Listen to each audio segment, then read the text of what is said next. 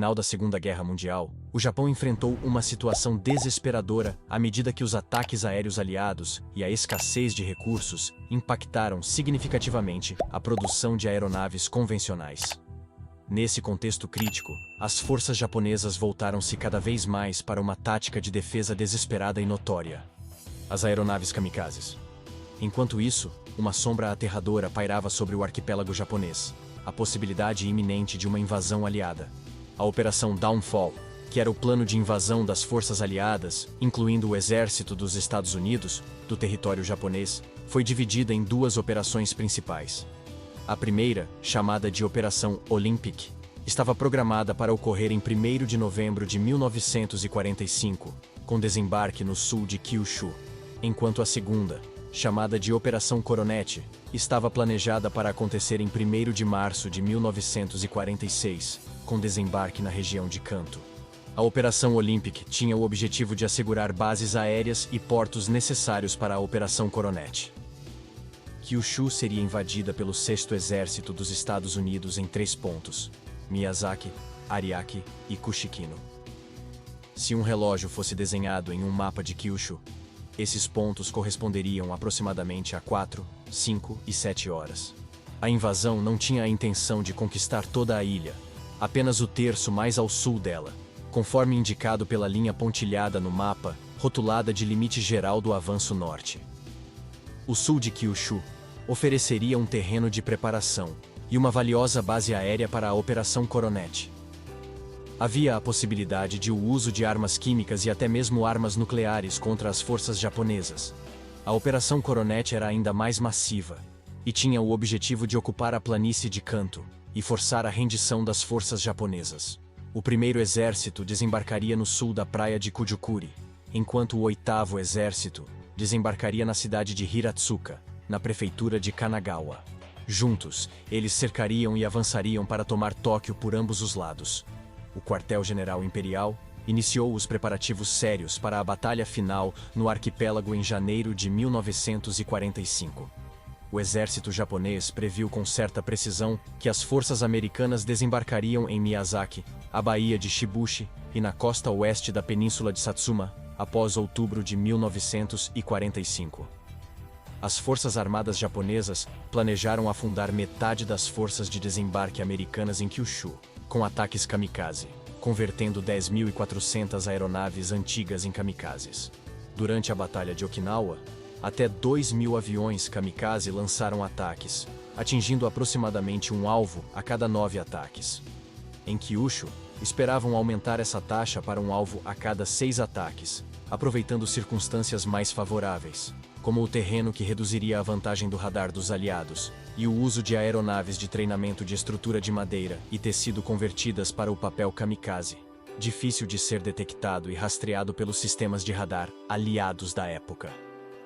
Os japoneses estimavam que essas ações afundariam mais de 400 navios, prevendo um impacto desproporcionalmente maior nas baixas em comparação com Okinawa, devido ao treinamento dos pilotos para atacar transportes em vez de porta-aviões e contra-torpedeiros. A marinha japonesa, enfrentando a perda de aeronaves prontas para uso durante a Batalha de Okinawa, planejou utilizar aeronaves de treinamento e de reconhecimento marítimo, geralmente inadequadas para combate, como kamikazes. Isso resultou em um grande número de aeronaves de treinamento, principalmente do tipo Yokosuka K-5Y, sendo preparadas para ataques suicidas. Ao final da guerra, as aeronaves mais numerosas em operação eram 2.791 aeronaves do tipo Yokosuka, incluindo sua variante hidroavião, seguidas por 1.017 Zeros e 376 Shidenkai.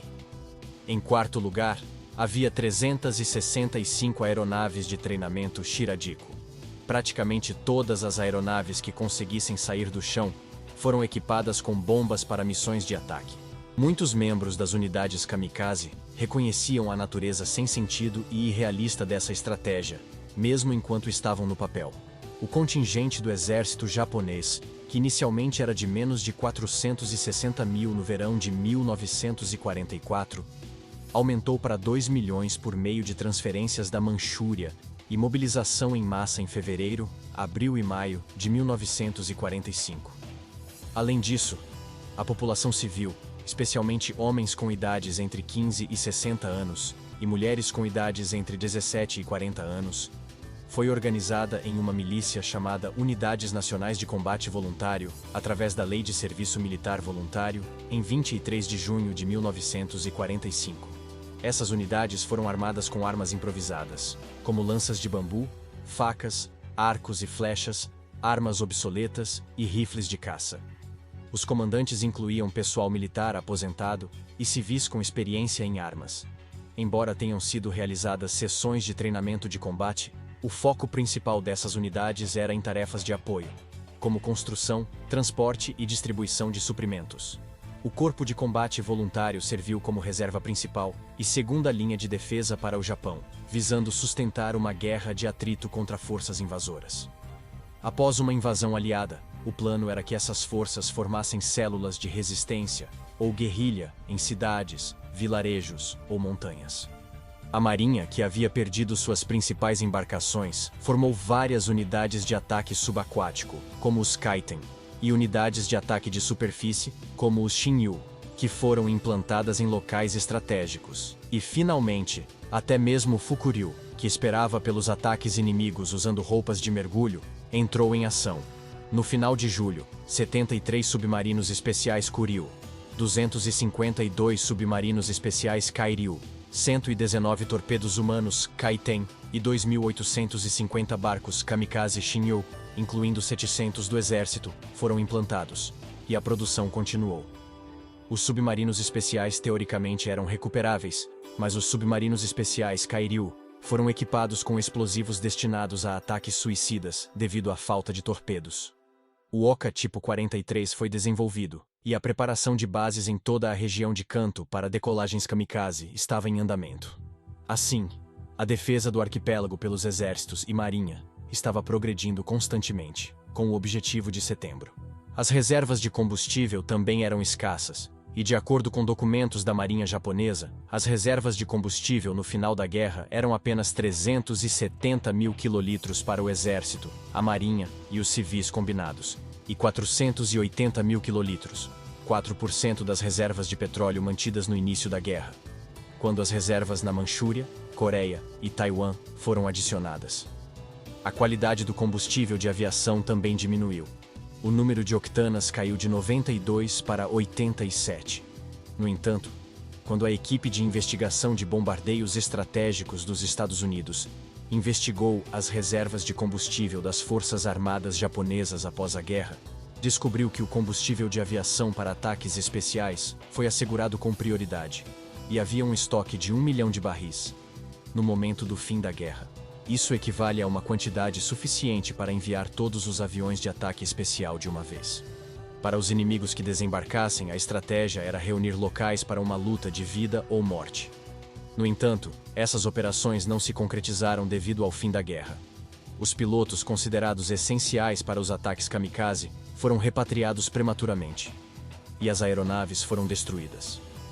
Segundo a investigação pós-guerra da equipe de investigação de bombardeio estratégico dos Estados Unidos, as forças combinadas do Exército e da Marinha possuíam cerca de 12.700 aeronaves no arquipélago japonês no final da guerra, não necessariamente operacionais para uso imediato. Num cenário sombrio, a operação de defesa do arquipélago emerge como uma trágica narrativa de futilidade. Enquanto as forças armadas japonesas elaboravam estratégias após a violação de sua zona de defesa, a cruel realidade da Batalha de Okinawa revela um custo humano inimaginável. A Batalha de Okinawa, que foi uma preparação para essa decisão final no território japonês, resultou em numerosas baixas devido à brutalidade do conflito. Alguns autores afirmam que o número de vítimas na eventual defesa do arquipélago japonês teria sido entre 2 e 3 milhões. Outros consideram esses números modestos e propõem cifras muito maiores. Neste cenário dramático, a sombra da futilidade paira sobre a operação de defesa, lançando dúvidas sobre o sentido de tal sacrifício estratégico. É isso, pessoal. Espero que tenham gostado deste vídeo. Se você curtiu, não esqueça de deixar seu like, compartilhar com os amigos e se inscrever no canal para não perder os próximos conteúdos. Também, deixe seus comentários e sugestões abaixo. Adoro interagir com vocês. Fiquem ligados para mais novidades e até o próximo vídeo. Tchau!